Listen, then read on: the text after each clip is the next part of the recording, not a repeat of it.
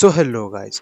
Now after a bad winter and a disappointing spring, finally summer आ चुका है और बात की जाए अगर समर लाइनअप की तो हमें काफ़ी सारे अमेजिंग एनिमे शोज इस सीजन देखने को मिल रहे हैं। Like literally so many good stuffs are coming out at the moment, जिसकी वजह से मैं रैदर कह सकता हूँ कि वेट करना प्रेफर करूँगा उन्हें बिंज वॉच करने के लिए। बट क्योंकि वीडियो बनानी है तो उनके ऊपर बात करना भी बनता है और इसी वजह से उन्हें देखना भी बनता है। और इसी वजह से आज की इस वीडियो में मैं पर्टिकुलरली उन समर एनिमे शोज़ की बात करने वाला हूँ जिन्हें मैं करेंटली फॉलो कर रहा हूँ। Although rascal does not dream of Santa Claus, grand blue season 2 और सिटी दी एनिमेशन मेरे 3 सबसे एंटिसिपेटेड इस सीजन के प्रोजेक्ट निकल के आते हैं और इसी वजह से मैं उन्हें करेंटली फॉलो नहीं कर रहा हूँ, क्योंकि उन्हें तो मैं डेफिनेटली बिंज वॉच ही करूंगा। तो अब जब इतनी बकवास हो चुकी है तो without wasting any more time शुरू कर लेते हैं आज के इस अमेजिंग वीडियो को। स्टार्टिंग ऑफ विथ दान दान सीजन 2। अब ऑब्वियसली दान दान का सेकंड सीजन इस सीजन का हमें सबसे पॉपुलर शो देखने को मिल रहा है and it's pretty self explanatory, जहां हमें देखने को मिलता है कि जो सीजन 1 था वो कह सकते हो कि काफ़ी बुरी क्लिफ हैंगर पे एंड होता है और ये सीजन डायरेक्टली उसके बाद ही पिकअप करता है, जहां हमें ये भी जानने को मिलता है कि जो एनजोजी का हाउंटेड हाउस है उसके सीक्रेट्स वगैरह क्या निकल के आते हैं, उनके पीछे की हिस्ट्री क्या निकल के आती है और वही तुम्हारा रेगुलर दान दान फैशन में उसका वियर्डनेस, उसका बिजार कह सकते हो कि नेचर यहाँ पे भी मौजूद है। इस वीडियो के बनाने के टाइम तक इसके 4 एपिसोड्स हमें देखने को मिल चुके हैं and I am Fairlie enjoying this season. Particularly ये सीजन मुझे सीजन 1 जितना सो फार कह सकते हो कि पैक्ड देखने को तो नहीं मिला है। सीजन 1 हमें कहीं ज़्यादा क्रेजी देखने को मिला था, कहीं ज़्यादा बिजार देखने को मिला था।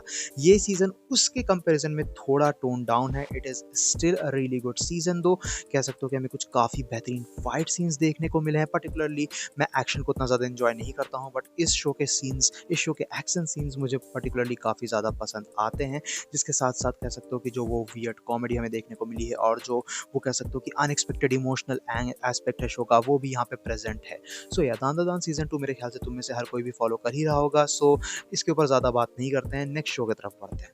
नेक्स्ट शो निकल के आता है my dress up darling season 2, so far my favourite show off the season.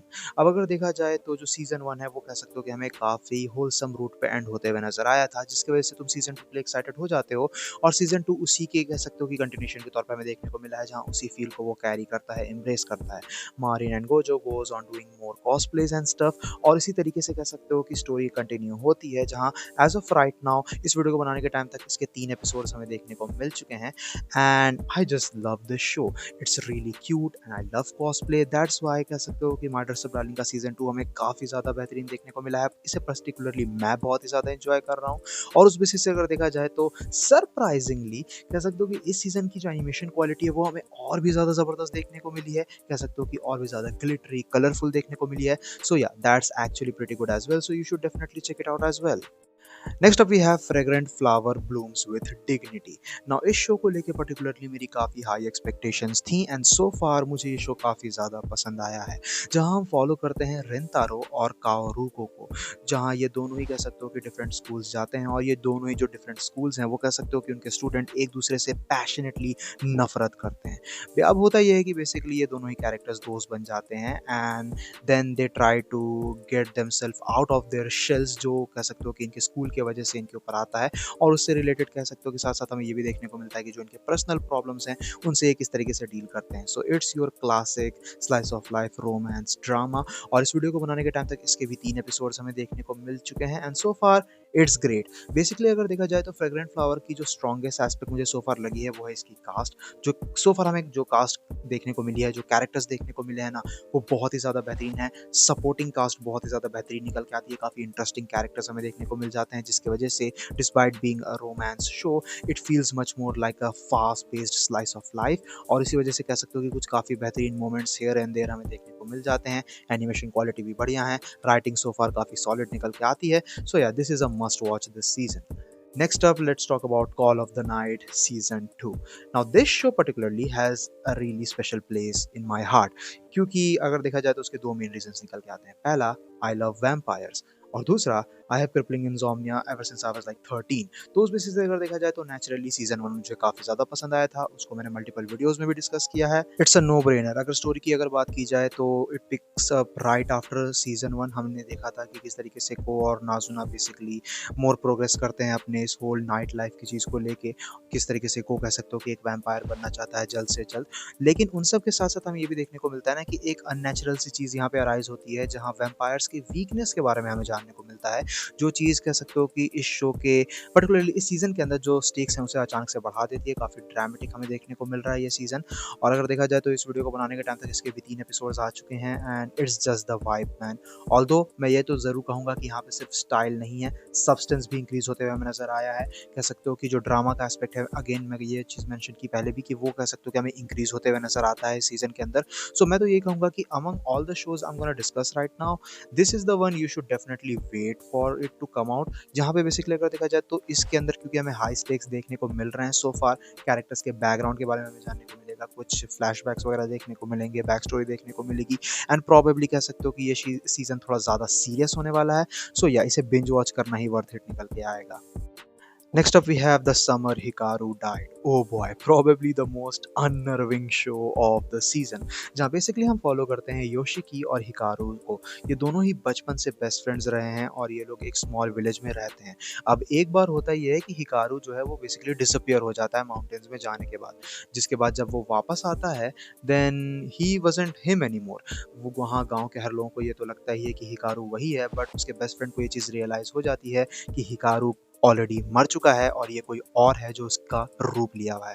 And that's actually the truth, क्योंकि हमें पता चलता है कि एक वियर्ड एंटिटी एक्चुअली में हिकारू के बॉडी के ऊपर टेक ओवर कर चुका होता है आफ्टर ही डाइड। और कुछ इसी तरीके से इसका प्लॉट हमें देखने को मिला है। एज ऑफ राइट नाउ इसके भी 3 एपिसोड्स हमें देखने को मिले हैं and this show is really uncomfortable to watch but in a good way. जहाँ बेसिकली कह सकते हो कि हमें एक सुपरनैचुरल हॉरर देखने को मिला है, जिसके साथ-साथ थोड़ा स्लाइस ऑफ लाइफ का एस्पेक्ट भी इस शो के अंदर मौजूद है। तो वो सभी चीज़ इस शो को काफ़ी ज़्यादा बेहतरीन बना देती है। अगर तुम्हें कह सकते हो कि एक सुपरनैचुरल मिस्ट्री हॉरर एनीमे चाहिए तो समर हिकारू डाइड एकदम मस्ट वॉच निकल के आता है। Last but not the least, Taco P's Original Sin. Ending off with the highest rated show of the season is the right move to do. और अगर देखा जाए तो obviously this show is really disturbing. जहाँ हम follow करते हैं एक पर्टिकुलर एलियन को जो एक डिफरेंट प्लैनेट से आता है।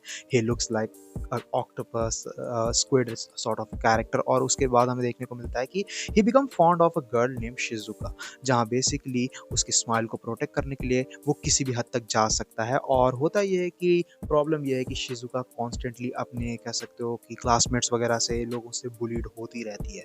और इसी वजह से ये जो पर्टिकुलर एलियन हमें देखने को मिला है वो काफ़ी सारी ऐसी चीज़ें करता है that comes off as unnatural. और वही चीज़ कह सकते हो कि हमें ये भी दिखाती है कि किस तरीके से इस पर्टिकुलर कैरेक्टर को ह्यूमंस के बारे में, ह्यूमैनिटी के बारे में ज़रा सी भी आइडिया नहीं है।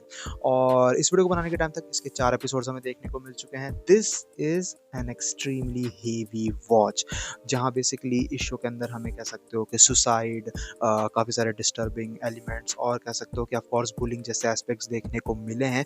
तो इसी वजह से ये शो काफ़ी ज़्यादा हेवी निकल के आता है। बट इन सब के साथ साथ कह सकते हो कि शो के अंदर एक सॉर्ट ऑफ इनोसेंस भी मौजूद है, जो उतना भी ज़्यादा कह सकते हो कि फेयरली प्ले आउट नहीं होता है। तो उस मामले में अगर देखा जाए तो ताको पीस ओरिजिनल सिन एक बहुत ही हेवी वॉच निकल के आता है, बट साथ ही साथ एक काफ़ी वेल रिटन शो है जिसे मैं पर्टिकुलरली काफ़ी ज़्यादा एंजॉय कर रहा हूँ and I think you guys should definitely check it out as well.